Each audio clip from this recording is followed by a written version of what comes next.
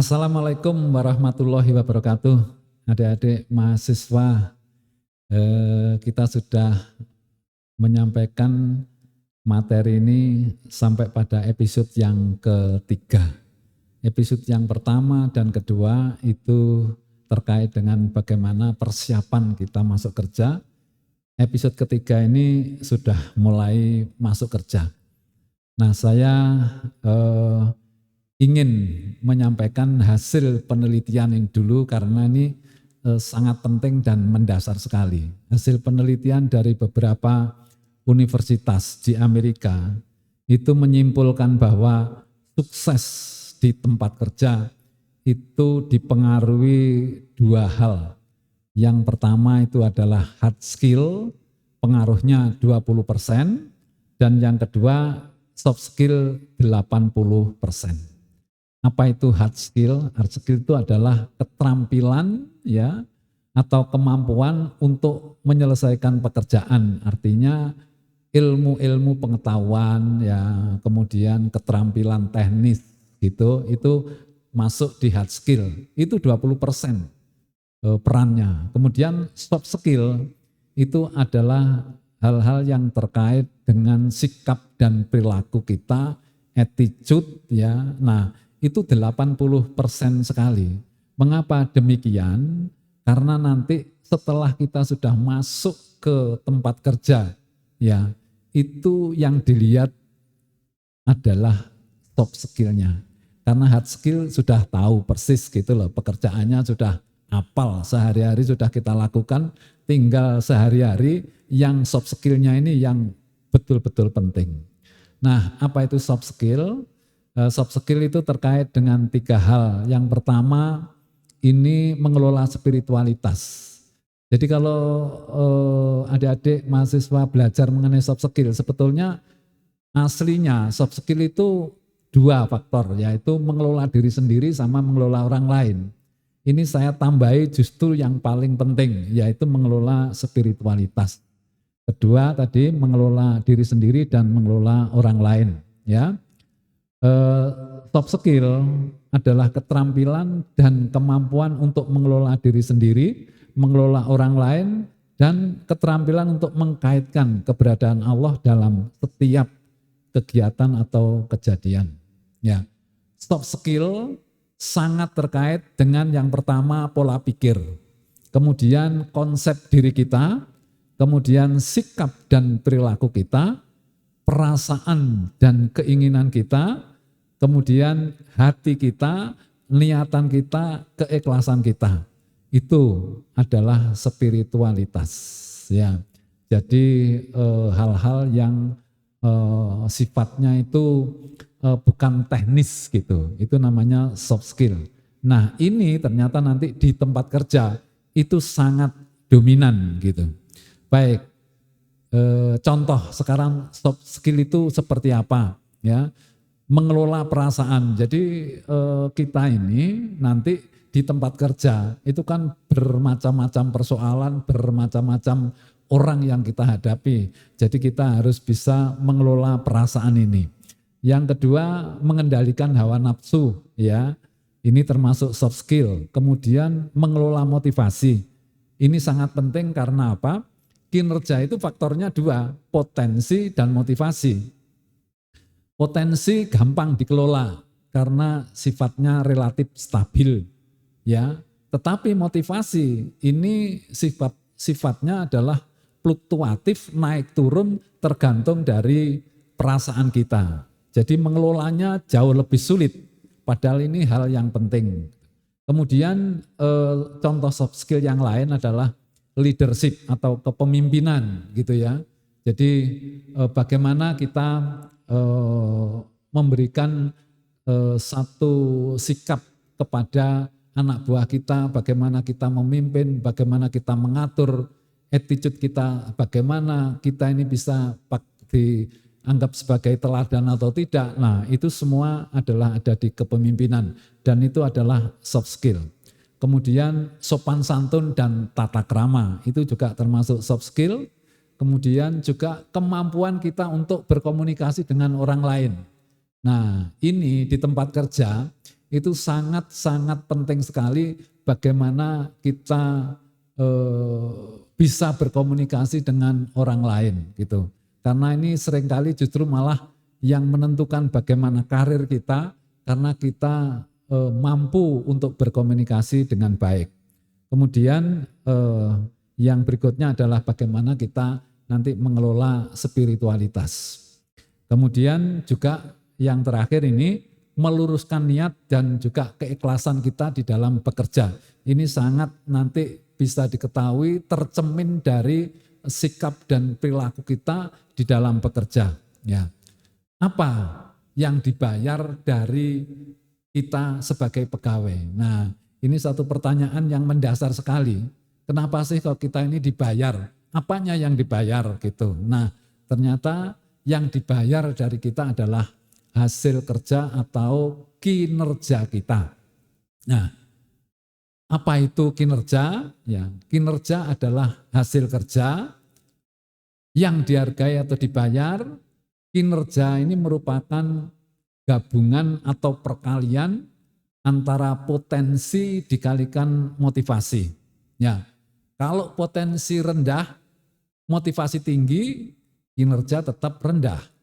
Kalau potensi tinggi, motivasi rendah, kinerja juga rendah.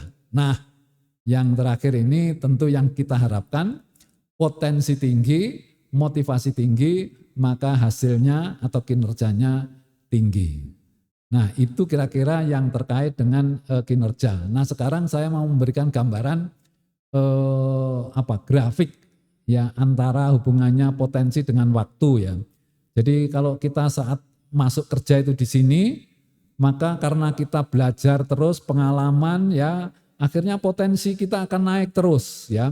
Pada satu titik nanti kita akan turun. Nah, titik ini kapan ya? Apakah kalau kita sudah pensiun? Tidak.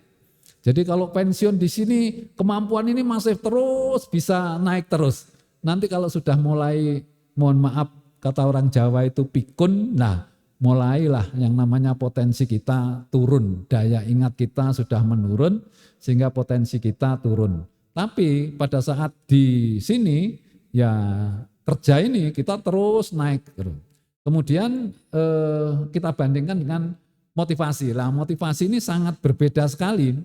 Kalau potensi itu tadi naik terus, ya kalau motivasi tidak. Oleh karena itu di dalam mengelola motivasi ini sangat sulit karena apa? Naik turun, naik.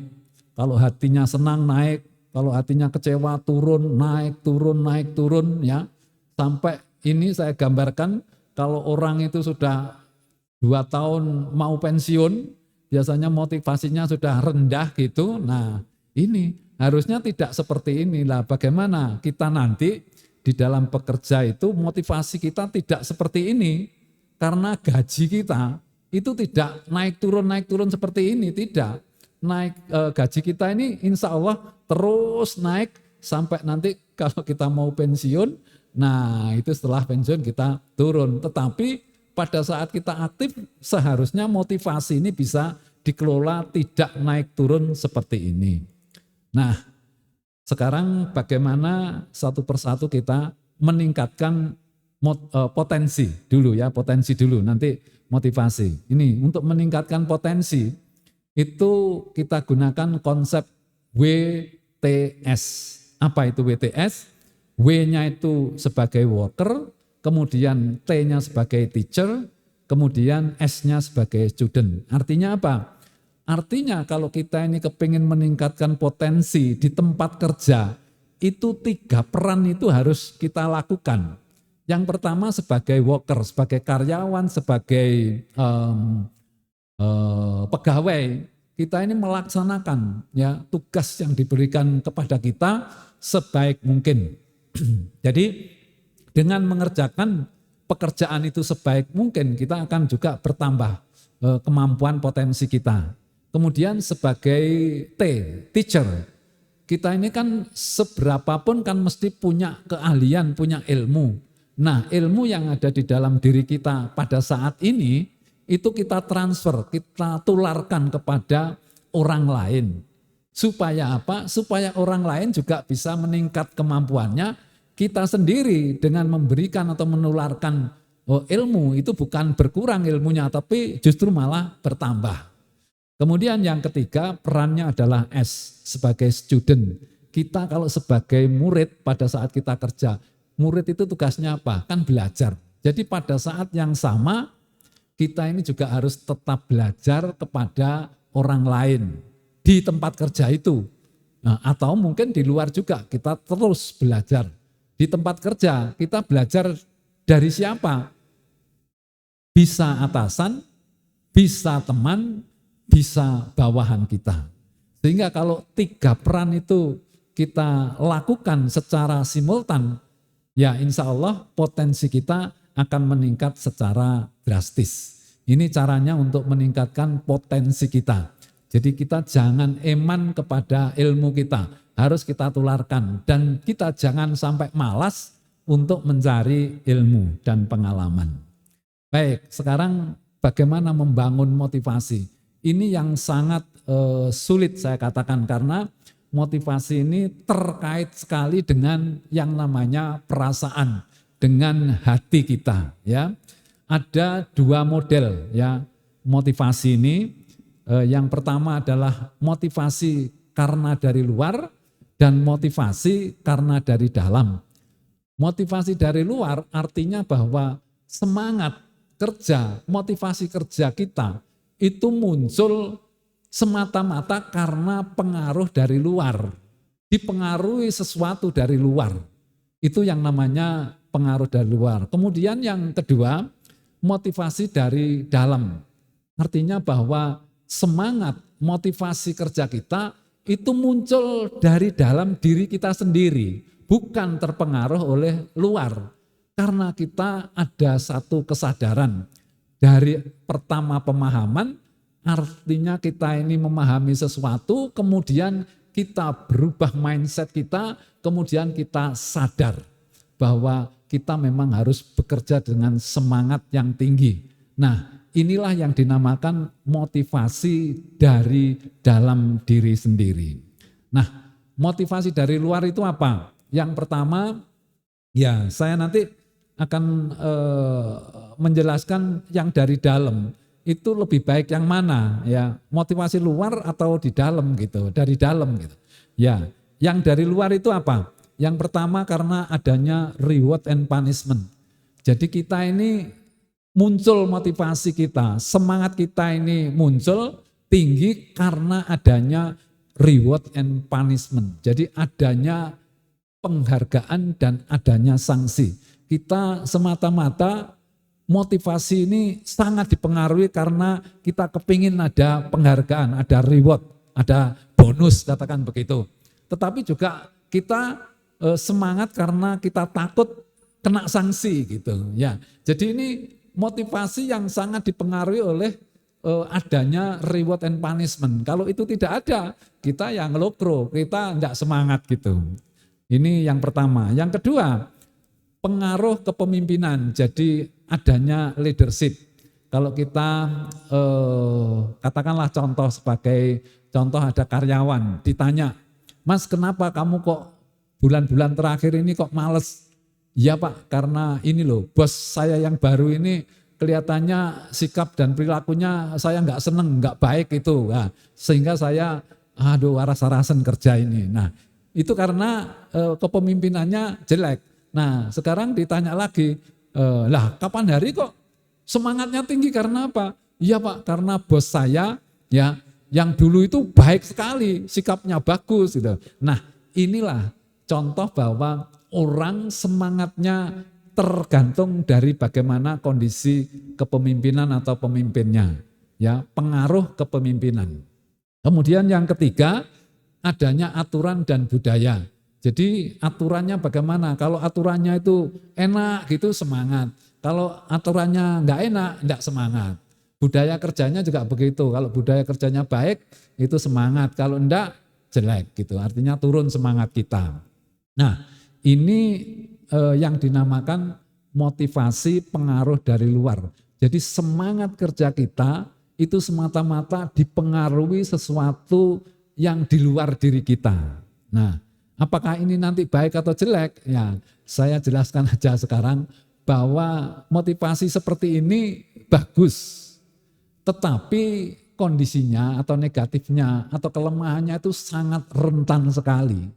Jadi kalau pengaruh ketiga pengaruh itu tidak ada, ya orang itu akan turun semangatnya. Jadi semangat itu hanya muncul, tetapi semangatnya itu munculnya memang luar biasa, ya. Jadi drastis naiknya.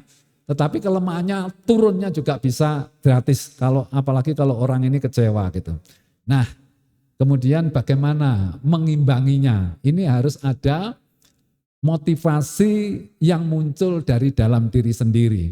Nah, apa kira-kira yang mempengaruhi motivasi yang muncul dari dalam diri sendiri? Ini yang pertama, satu kesadaran, satu yang diyakini bahwa bekerja ini adalah ibadah.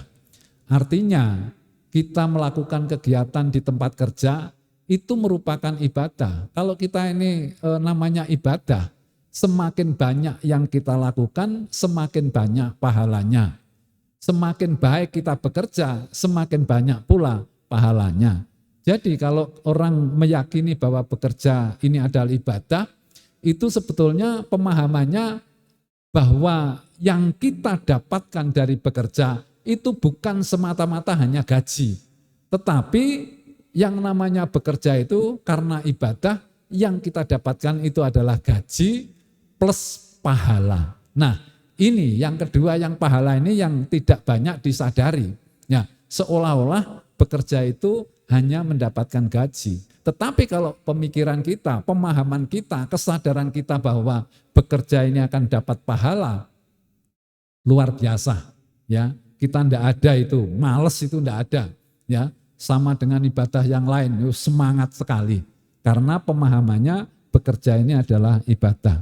Yang kedua, keseimbangan antara hak dan kewajiban. Jadi orang yang paham bahwa harus menyeimbangkan hak dan kewajiban, itu caranya bagaimana? Ya, caranya harus membangkitkan motivasi yang tinggi secara maksimal. Karena apa? Karena hak itu biasanya ya terus diterima, tidak pernah naik turun, bahkan naik terus yang namanya hak. Tapi yang namanya motivasi atau kewajiban nanti kaitannya dengan hasil kerja. Hasil kerja kaitannya dengan motivasi. Sehingga kalau kita mau menyeimbangkan antara hak dan kewajiban, maka caranya yang paling mudah bagaimana bisa merawat, memaintain yang namanya motivasi tetap dalam keadaan tinggi. Yang ketiga adalah pemahaman bahwa kita ini bekerja mencari rezeki yang halal. Rezeki yang halal itu baru bisa kita terima, kita dapatkan manakala kita bekerja dengan baik. Nah, bekerja dengan baik kalau motivasi kita tinggi. Jadi kalau kita ini ada keinginan untuk mencari rezeki yang halal, maka kita ini harus bersemangat. Secara sadar kita semangat gitu. Jangan sampai kita jadi malas, akhirnya yang namanya rezeki kita bisa tidak barokah gitu. Ya, yang ketiga itu mencari. Kemudian yang keempat adalah mengelola perasaan kecewa. Kita tahu ya bahwa musuh utama motivasi kerja itu adalah perasaan kecewa. Artinya kalau kita ini muncul rasa kecewa di tempat kerja, itu pasti akan diikuti oleh munculnya rasa malas. Motivasi kerja kita turun karena kita kecewa. Kecewa di tempat kerja itu bisa banyak sekali. Bisa tahu temannya naik pangkat, bisa lama tidak naik pangkat juga, dimarahi atasan, idenya tidak diterima, dan lain sebagainya. Nah, itu akan menyebabkan kita kecewa. Nah, begitu kita kecewa, maka semangat kerja akan turun. Ya, jadi kita harus bisa mengelola rasa kecewa. Kemudian yang kelima, yang terakhir ini, yakin bahwa rezeki ini Allah yang mengatur. Jadi kondisi saat ini seperti apapun, kita ini harus bisa menerima karena rezeki Allah yang mengatur. Sehingga kalau kita bisa menerima, tidak kecewa, itu bisa mengatur semangat ini tetap tinggi. Oleh karena itu, adik-adik mahasiswa, nanti kalau sudah di tempat kerja, maka yang harusnya diperbanyak, ditingkatkan, itu adalah motivasi yang muncul dari dalam diri sendiri. Motivasi yang muncul karena kesadaran. Dan itu sangat banyak hubungannya dengan spiritualitas. Nah, sekarang ini ada istilah revolusi motivasi. Ya, yang kuning ini adalah motivasi karena dari luar, yang merah itu motivasi dari dalam. Namanya revolusi motivasi itu menggeser, ya. Jadi yang kuning ini kita geser ke merah. Artinya kita ini menggeser motivasi karena pengaruh dari luar itu jangan terlalu besar gitu. Tetapi harus diperkecil, dipindahkan ke motivasi karena dari dalam, karena penuh kesadaran. Sehingga dengan demikian motivasi kita akan relatif konstan, stabil di level yang tinggi. Adik-adik mahasiswa, saya kira itu untuk episode yang ketiga. Mudah-mudahan bermanfaat. Saya akhiri untuk episode ketiga. Wassalamualaikum warahmatullahi wabarakatuh.